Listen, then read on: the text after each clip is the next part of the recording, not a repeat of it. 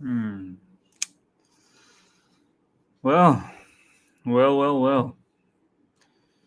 Aren't all the media outlets out there in absolute mud? I mean, wow. If you haven't lost faith in believing in these publications, well, you would have lost the faith by now, undoubtedly. All right. Here we go back again on the other side of the coin. Welcome back to the other side of the coin, ladies and gentlemen. It's crazy what's going on. All these news about Roman Abramovich wanting his loan, his debt, Chelsea, the debt that they have on Roman Abramovich, the loan that he's provided to Chelsea, the 1.6 billion pounds, and the increase in price by further 500 million, in order to support Chelsea's transfer budget and all that. The recent sort of news that's been going around, it's all false. It's all false. And it's mad. Like, some really top publications out there that were reporting this. And I wonder who to believe anymore. Like, I've always had issues believing some of these publications.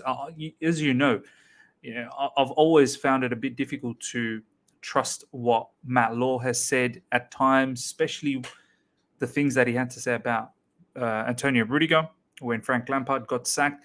Some of the things that Simon Johnson has been saying in recent times as well, with Mason Mount and Reece James and so on and so forth. Some of the Chelsea academy youth players, academy products looking to leave Chelsea because of all of these issues that's been happening.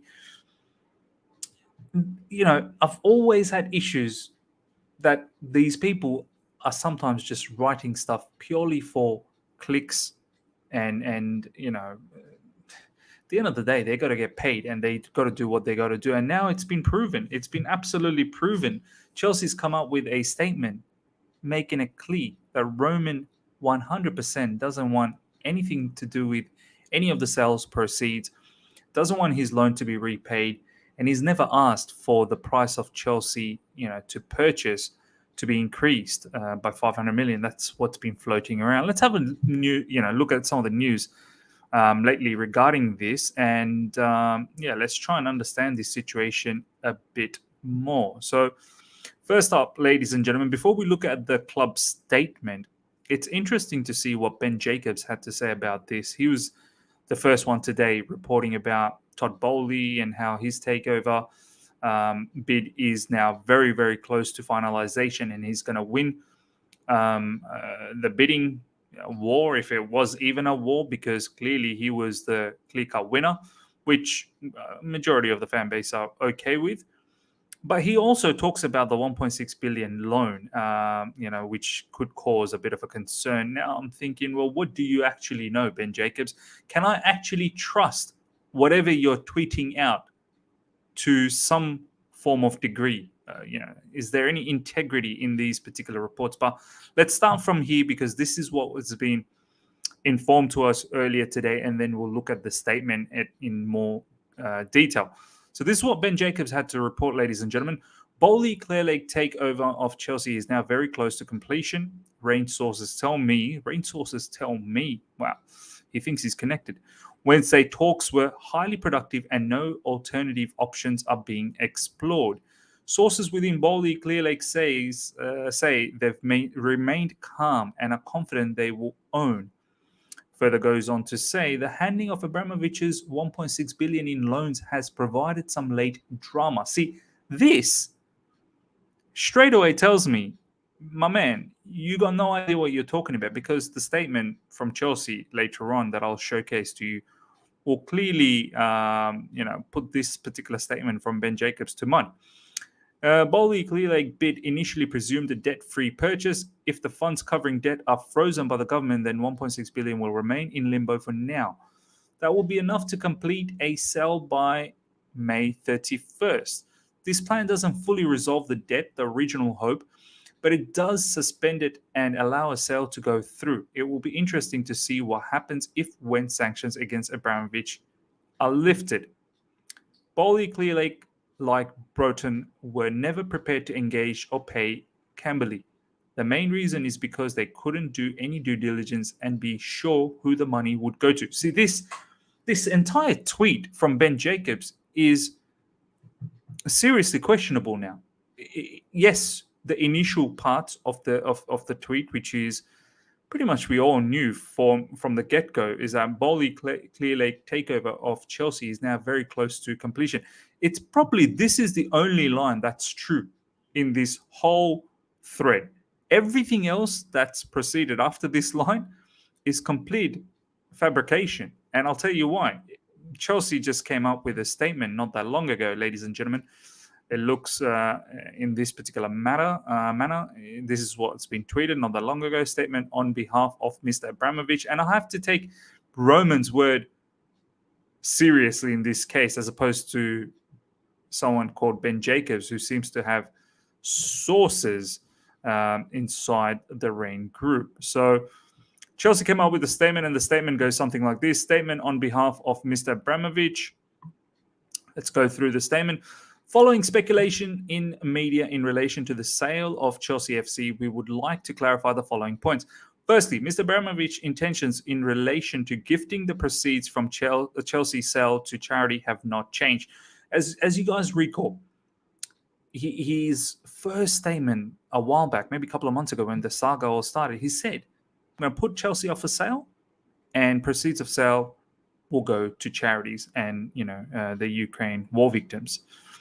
Since the initial announcement, Mr. Abramovich's team has identified senior representatives from UN bodies and large global charitable organizations who have been tasked with forming a foundation and setting out a plan for activities. The lead independent expert has had conversation with government representatives presenting the structure and initial plans. Mr. Abramovich has not been involved in this work, and it has been managed independently by experts with years of experience working in humanitarian organization. Secondly, Mr. Abramovich has not asked for any loans to be repaid to him. There you go. Such suggestions are entirely false, as are suggestions that Mr. Abramovich increased the price of the club last minute. As part of Mr. Abramovich's objective to find a good custodian for Chelsea FC, he has, however, encouraged each bidder throughout the process to commit investing in the club, including in the academy, women's team, necessary redevelopment of the stadium, as well as maintaining the work of Chelsea Foundation. Following sanctions and other restrictions imposed on Mr. Abramovich by the UK since announcing that the club would be sold, the loan has also become subject to EU sanctions requiring additional approvals. That means that the funds will be frozen and subject to legal procedure governed by authorities. These funds are still earmarked for the foundation. The government are aware of these restrictions as well as the legal implications. To be clear, Mr. Abramovich has no access or control of these funds and will not have any access or control of these funds following the sale. Despite the changing circumstances since his initial announcement, he remains committed to finding a good custodian for Chelsea FC and making sure the proceeds go to good cause. Well, ladies and gentlemen, look, even I had a bit of doubt that how's Roman Abramovich just given away 1.6 billion in loan that he's provided to Chelsea just like that. But looks like he's true to his words. He's true to his words, and we're going to have to take that at face value. Whether they find any fancy sort of ways to go around it behind the door, we'll see in the future. But I think one thing we can certainly say is some of these journalists, your Matt Laws, your Simon Johnsons, Athletic, The Telegraph, Ben Jacobs, Nick Purewell, all sorts of different people that have been reporting this matter. I don't think they all know what is actually going on. Yes, Todd Bowley is the clear winner. I think that was always evident, always very clear to the public. But besides that, this loan situation, what's Roman thinking, what they're thinking, I think some of these stuff, they come up with speculations only to sell their particular articles, only to get more clicks, because at the end of the day, they got to make some money, they got to feed their family, and they got to do whatever they need to do. I guess we need to be careful as to what to believe. Yes, we can look at certain scenarios and discuss about whether if this happens, what will transpire off that. We can look into that sort of scenarios, but I don't think we should ever sit here and absolutely entertain that this is exactly what's happening. I think it's more relevant to look into what Chelsea as a football club are coming up as a statement. I think it's more relevant to look into that and give it more weight. So yeah, ladies and gentlemen, look, hopefully this is done and dusted. I think Todd Bowley's consortium with Clear Lake Capital being the biggest shareholder in the piece. I think Todd Bowley at the end of the day will be the operational person that looks at the operations, day-to-day stuff. And hopefully it's coming to an end now, ladies and gentlemen. He's most likely going to be the winner. Everyone else has sort of disintegrated.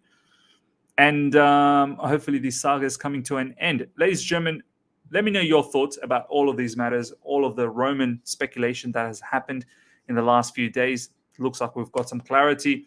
I'd love to know what you think about it. Smash the like button if you've enjoyed this. If you're here for the first time, subscribe, hit the bell notification to stay in touch with all my content. Until next time, take care and see ya.